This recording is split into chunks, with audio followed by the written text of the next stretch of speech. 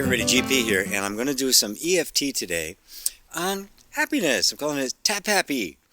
It's kind of part of the idea that the theme that I've been on about establishing a sense of well-being in order to manifest, rather than trying to manifest with a lot of action a lot of effort actually, in order to get a sense of well-being.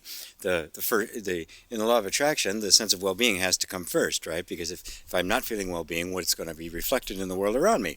More lack of well-being. So I've got to find a way to establish it. And I know for a lot of people, there's kind of a block there. So what I'm going to do is some tapping on it.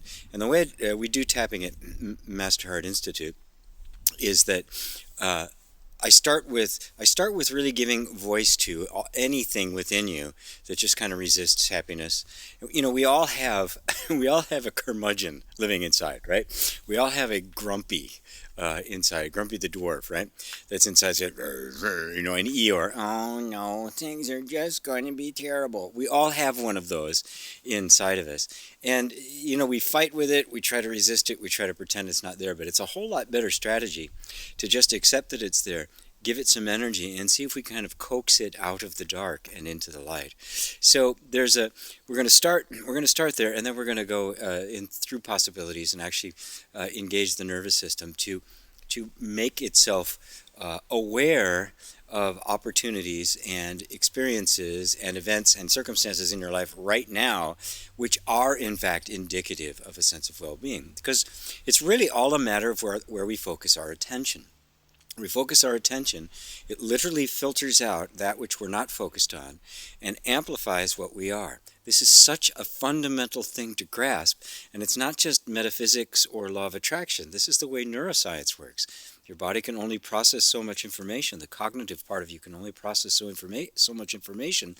And so there's all sorts of filters and mechanisms built into the system to focus on that which is important to this part of us. So you end up getting, the world around you will reflect whatever it is you happen to be focused on. Whatever it is, whether it be the presence of something or the lack of something. So let's start out by having a nice little conversation, a nice little session with your inner curmudgeon, your inner doubter, your inner grumpy, the one who just doesn't, it just has so many requirements for being happy, it's like impossible to ever meet them, right? So we're gonna start with that guy. Ready? Okay, start on the karate chop point. So even though I'm really grumpy, I've got this curmudgeon living inside of me. This part of me that just always rejects happiness, always wants to see something else, always wants to see some kind of evidence first. Or he just says, no, things aren't good. I deeply and completely love and accept myself anyway. So even though my life sucks, I mean it really sucks, don't give me any of this law of attraction stuff. I've been focusing my attention for a long time on what I wanted, and nothing's come. I deeply and completely acknowledge my sucky life, and I love and accept myself anyway. So even though my life sucks mud, and I don't know how to make it better, and God knows I've tried, I totally honor this feeling, even though I don't like it.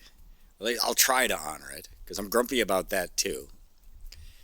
And I'm open to the possibility that I can love and accept myself anyway, and maybe even my life as it is. Let's tap through the points. My life sucks.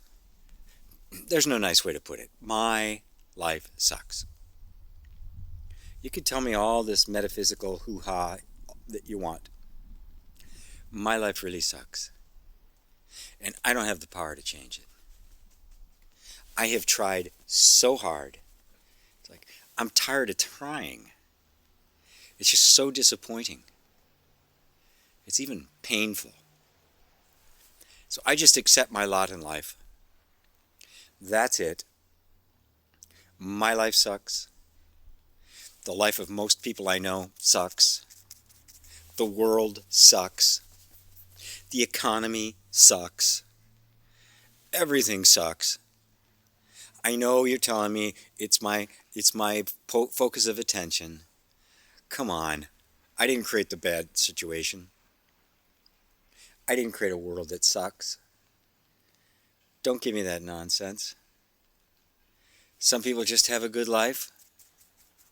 Some people don't. I don't know why. My life sucks. Period. End of story. I accept it. Tired of struggling with it. There it is. I put it out there. My life sucks. Okay, I totally let go of trying to fix it. I am so over that. I don't want to try anymore. Stop. Take a deep breath.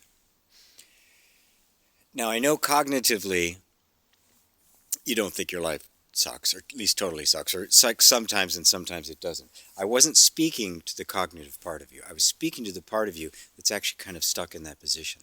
And you can just feel it. Whenever you focus your attention on something you want, you can feel that inner resistance, right? Well, that's the inner curmudgeon saying, why even bother? Geez, what a waste of time. I don't want to do this anymore. And I know a lot of us have put a lot of energy and time and money and heart into the self-improvement that's supposed to bring us our dream life, and it hasn't really worked. At least not to the level that we want it to. But I think this is the reason why. This is the whole thing in inner reconciliation. You'll notice that I just voice what's there because a part of you really thinks this is true. All right, now we're going to make a little transition, all right? So even though my life sucks, I've tried really hard to change it, and it hasn't changed. I'm open to the possibility that it could be better, and it could be easy. So even though I don't see how, I've already tried, and I'm tired of trying, I'm open to the possibility that this could be surprisingly easy. And I would certainly welcome that if it happened.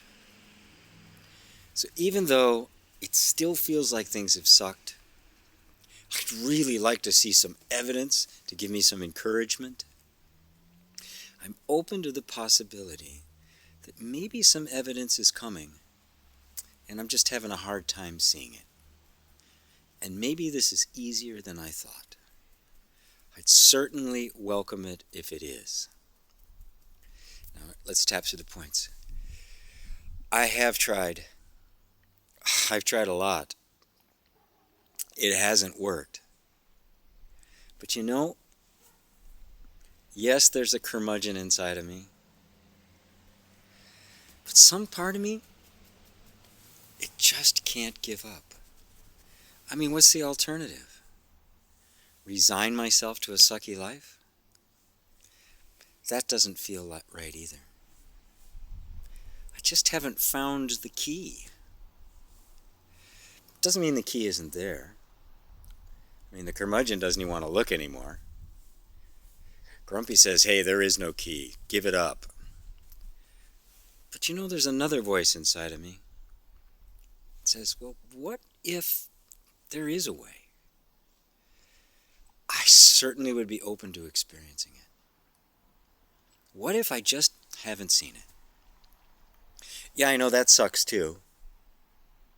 Considering how hard I've tried, considering all the things I've tried, all the time and money I've spent, all the books I've read and teachers I've listened to,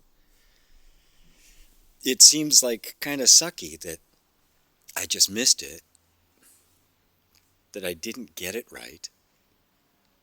But okay, a part of me just doesn't want to let go of the possibility. So maybe there is something I missed.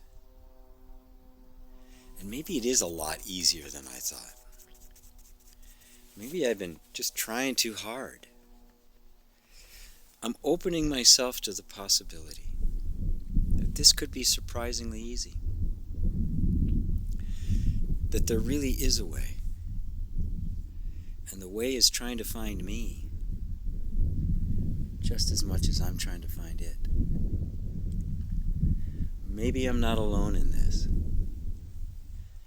And maybe there's a lot more I can do for the world if I improve my life. if my life doesn't suck, I certainly am open to it. I'll let it happen if it happens. I won't get in the way. I totally acknowledge Grumpy. Grumpy's got a point. But I just can't let go of this dream. Something inside of me says, yes, this is possible. So I'm going to give it some more energy, some more heart. Take a deep breath.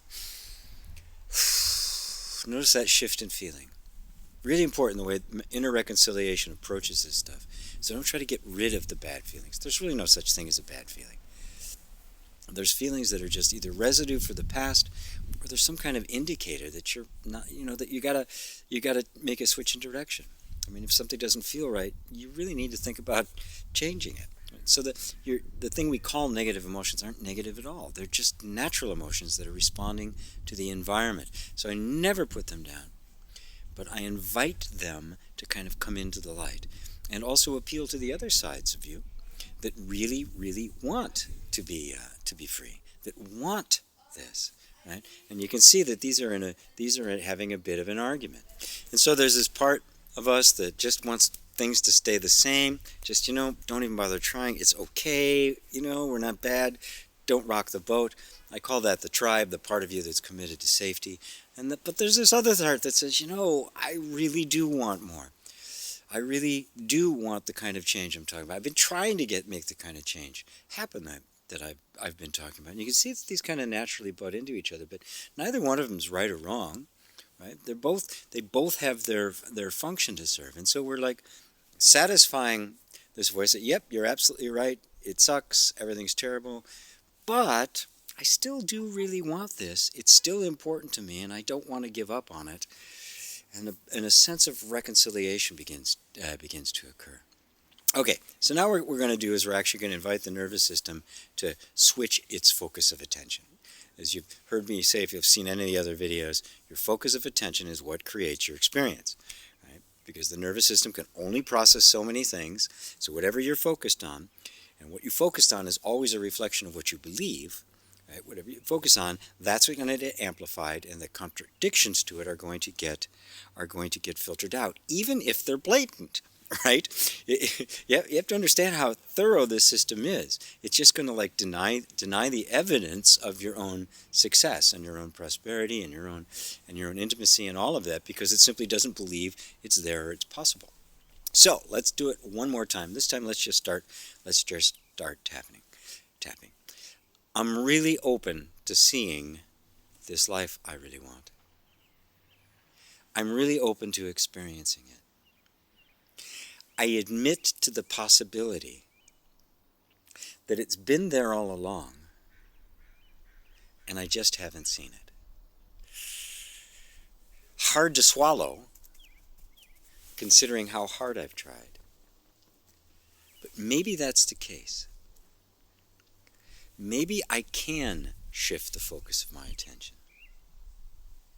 I'm going to give permission and instructions to my nervous system, to the whole energy system. I want to see more happiness.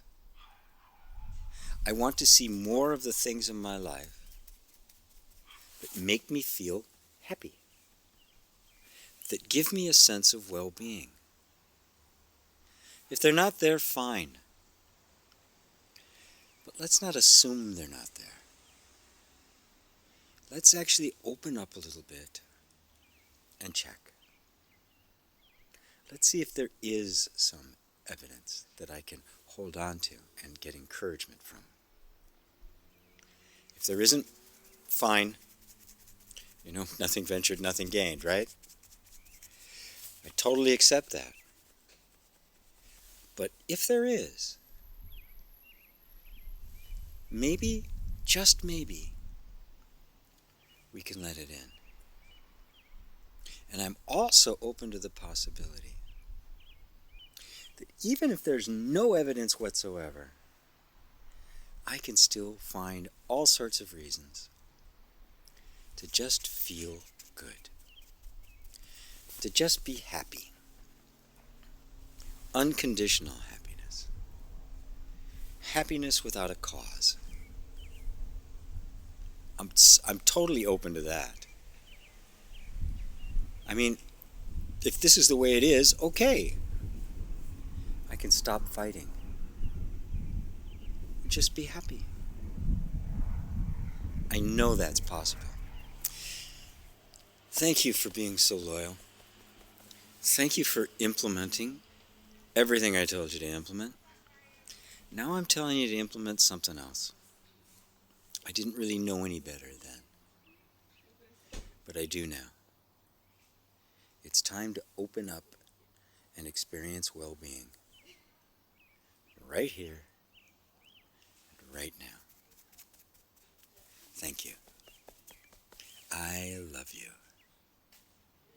Deep breath. So I'm sure that's opened you up a bit. That was kind of a long one for EFT, but it's so critical because we're all stuck in this position of attaching our sense of well-being to external circumstances. There's lack of some kind in the external circumstances. We focus on the lack, we get more of that lack, and our sense of well-being just gets even worse. Somehow we've got to break that cycle. And the way to do that is to start doing everything we possibly can to boost our sense of well-being right here, right now, that isn't conditional, that isn't reliant or dependent upon circumstances. And that's what this